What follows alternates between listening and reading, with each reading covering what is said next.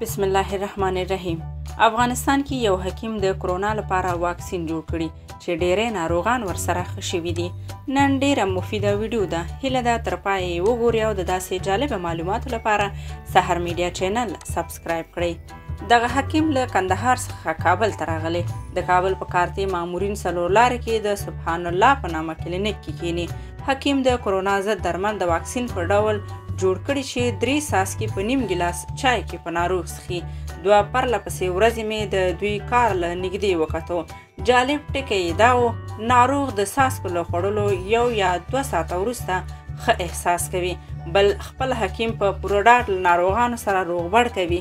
د دوی د شمیرو له مخې شاوخوا 400 ناروغان ورغلي او له درملو خوړو وروسته یې هر یوه ته فردي زنګ وهلی چې د ښه صحت ډاډ یې ترلاسه کړی.